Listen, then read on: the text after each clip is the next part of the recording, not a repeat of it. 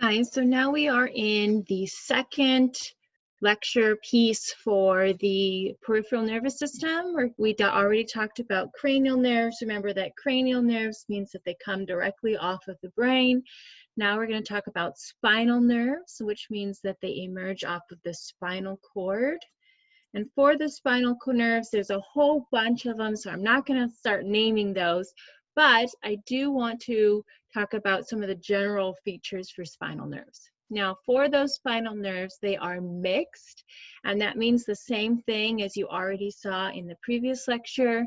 Mixed means that they include both sensory fibers as well as motor fibers, so they're mixed together, sensory and motor fibers. Now, when you look at these spinal nerves though, so this part right here in this picture, this would be the spinal nerve. As it gets close to the spinal cord, which is part of the central nervous system, it splits into two different roots. So these parts right here, these are called the roots. This side here would be the dorsal root. There's the dorsal root ganglion, which is the collection of cell bodies. And here is the ventral root. Now, just to get it really solid in your mind that the dorsal side is going to be the sensory side and the ventral side is going to be the motor side. Okay, so dorsal brings information towards the central nervous system. Ventral will bring information away. They combined right here to create the spinal nerve. Okay, so let's look at divisions of the peripheral nervous system. So when you look at the peripheral nervous system, you have sensory pathways going towards the central nervous system, and you have motor pathways coming out. The motor pathways then subdivide into somatic nervous system and autonomic nervous system, which then again subdivides into the sympathetic nervous system and the parasympathetic nervous system. Let's start with the sensory side. The sensory pathways are going to be coming off of the dorsal side of the spinal cord. Okay, so again, here is your spinal cord. That is part of the central nervous system. The central nervous system has gray matter with the cell bodies and white matter with the axons. So what we're looking at for the sensory information, for example, touch receptors in the skin, it's going to take that sensory information through the sensory fibers that are part of the spinal nerve that then splits apart, and the sensory information will go into the dorsal root. Along the dorsal root, you're going to have the dorsal root ganglion. See this big fat piece right here? That is the ganglion. And again, ganglion means that they have the cell bodies and they are unipolar neurons, which means they have one single process. And then it'll continue on all the way into, so here would be the axon of this sensory neuron right there. And then it'll continue all the way into the dorsal horn, which is the pointier side of the gray matter in the spinal cord. So the cell bodies for the sensory neurons, they're going to be found in that dorsal root ganglion, which is in the peripheral nervous system. I mentioned that because it's different when we get to the motor pathways. For the motor pathways, they're going to be on the ventral side. Remember, ventral means belly side, dorsal means back side. So on the belly side, the ventral side. So here we have the sensory neurons go in, then they'll synapse with probably multiple interneurons, and then the cell bodies for the motor neurons that will send the information away from the central nervous system, they're going to be found in the ventral horn. Remember, that's the gray matter of the spinal cord. It'll be the broader, rounder side. So there's the ventral horn with the cell body in purple. And then that will then, that's usually a multipolar neuron, so multiple processes coming off of the cell body. And then it'll have one long axon that'll travel through the ventral root and then join up with the spinal nerve, and then that'll take it all the way to the effector cells, which is the cells that the neuron has an effect on. Okay, so for example, a skeletal muscle cell where it'll cause it to contract or something like that. Okay, so just for now, notice that the cell bodies are in the ventral horn. cell bodies in the ventral horn. It'll be on the ventral root side. So remember, motor, ventral side, and then the spinal nerve is mixed, both sensory and motor neuron fibers. Okay, so let's look at some of the divisions of the motor pathways. The two main divisions of the motor pathways is the somatic nervous system and the autonomic nervous system. The autonomic then is then divided into the sympathetic nervous system and the parasympathetic nervous system.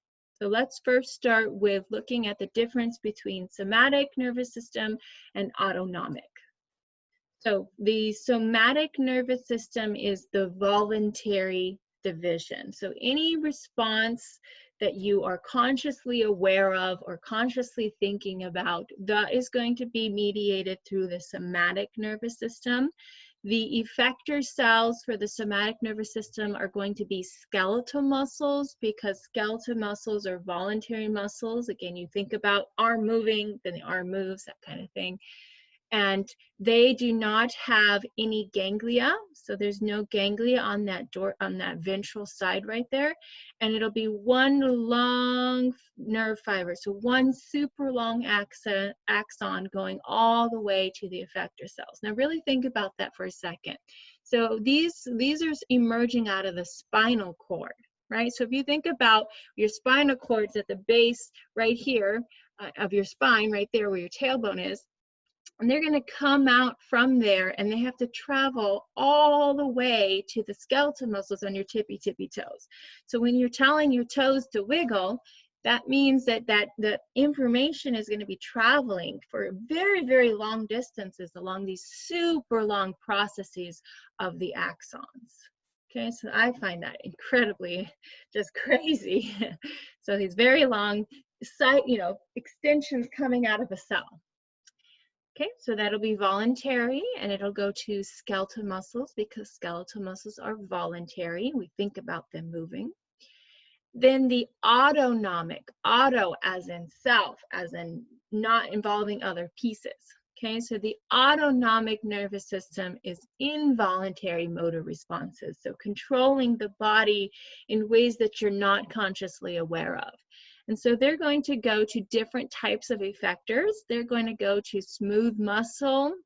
For example, thinking about moving food through your digestive tract, you don't have to consciously think about moving the food through. It just happens without you thinking about it.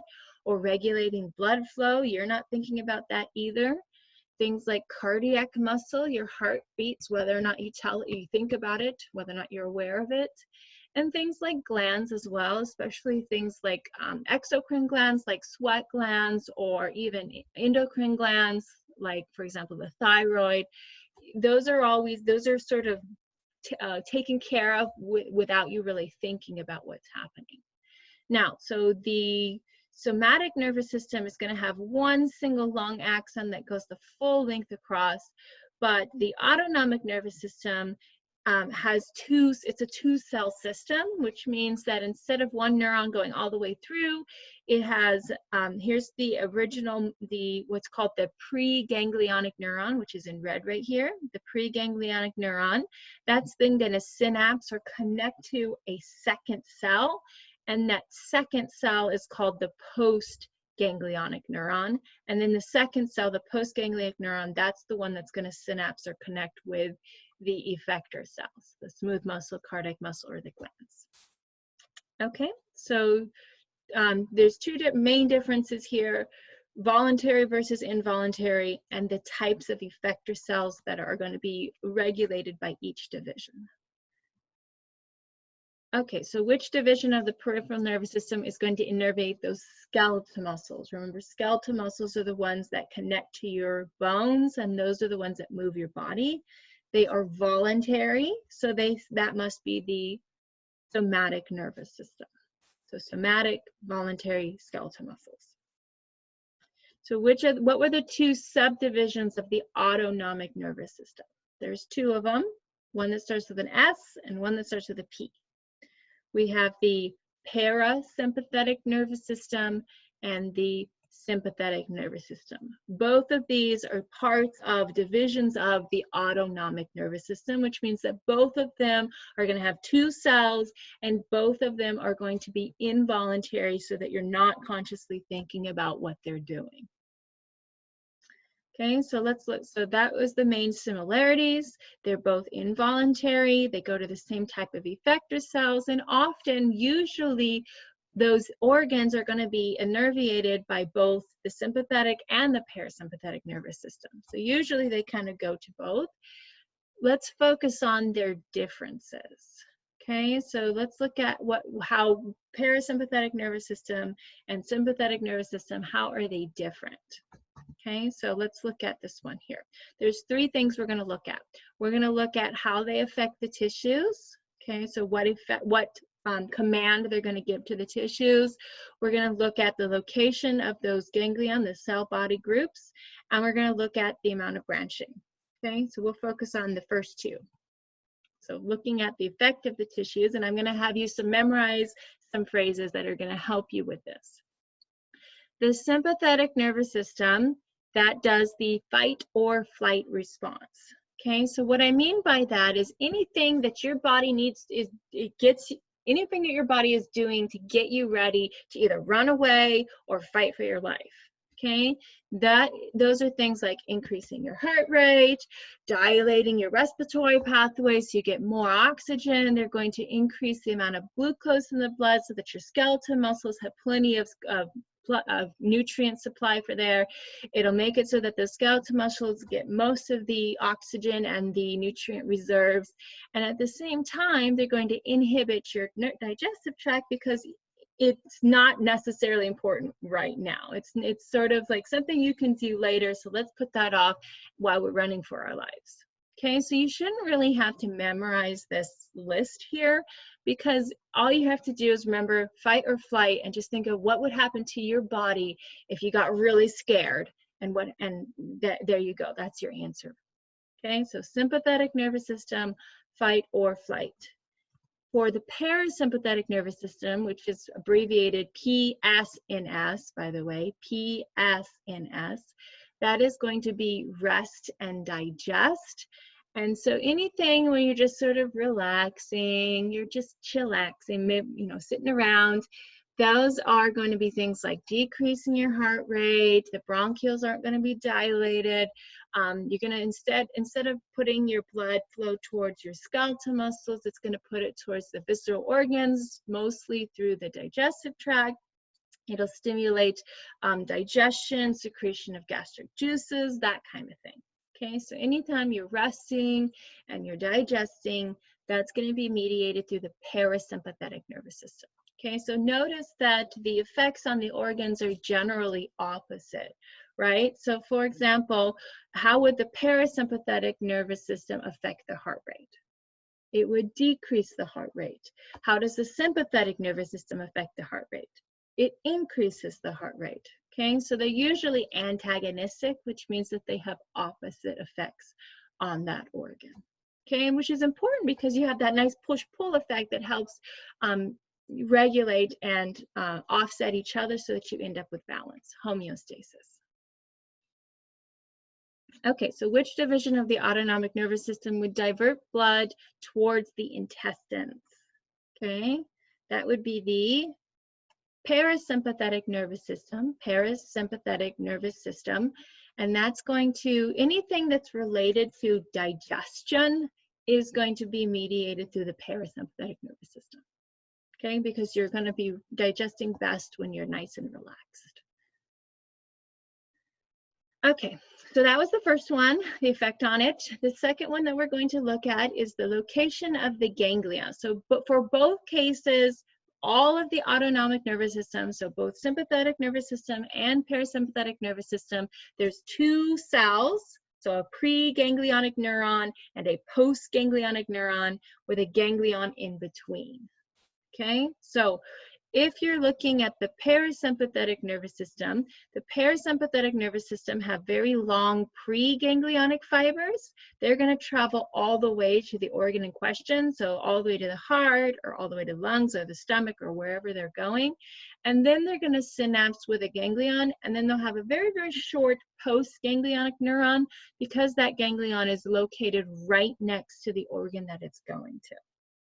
Okay, so long pre, short post. For the sympathetic nervous system, instead of going all the way to the organ before it synapses, it's going to synapse with a chain. And so the ganglia for the sympathetic nervous system is located right next to the spine.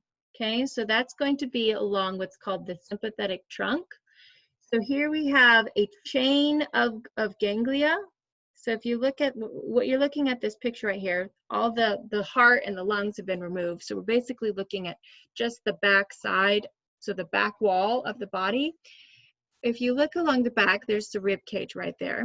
See this line here? What we're looking at here is a bunch of ganglia that are all connected together in a chain. That's the sympathetic trunk ganglion. And so what that is as the information is coming out of the ventral root, here's the ventral root right there. Here's the first neuron, the preganglionic neuron. That's going to take that information, so the axon will travel through the ventral root into the spinal nerve, and then into the ganglionic trunk, which is that chain. And that ganglionic trunk will then have the cell bodies of a second neuron, the postganglionic neuron, that'll then synapse with the postganglionic neuron, and then that will take the axon all the way to wherever it's going. Okay, so wherever the organ is going. So if we're talking about the sympathetic nervous system, what effect would it have on that organ?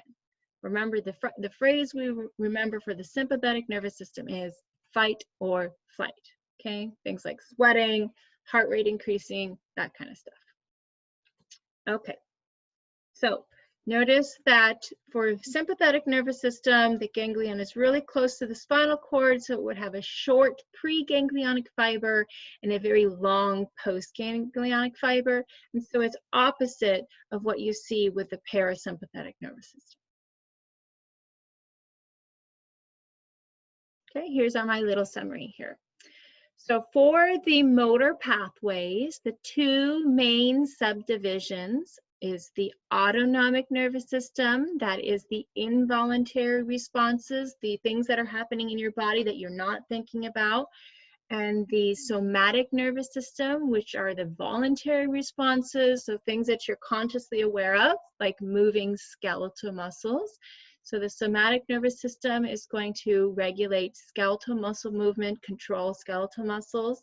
And the autonomic nervous system is going to control things like smooth muscle or glands or cardiac muscle, things that you're not really aware of. The somatic nervous system does not have any ganglia. They go all the way from the spinal cord all the way to wherever they're going, to the effector cell.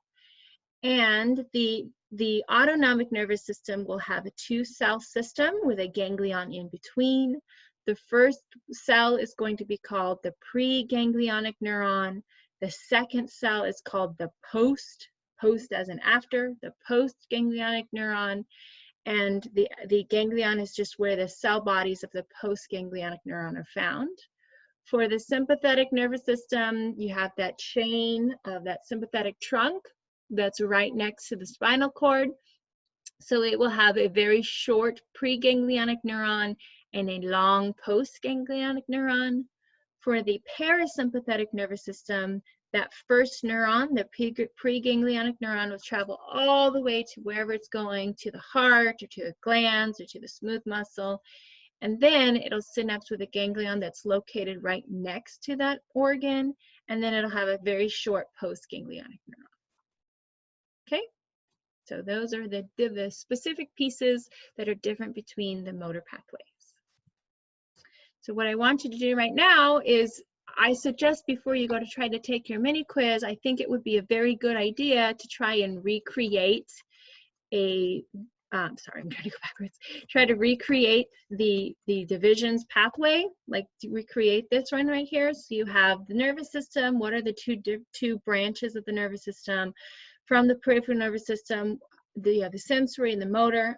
Try to get all of this organized, because in my experience, the most challenging part of this lecture is not the individual pieces, but how they connect to each other. So you might want to spend some time really trying to organize your information, create yourself a little diagram here, and then you can also fill it in with all of the details. For example, what types of effector cells go to the somatic versus the autonomic.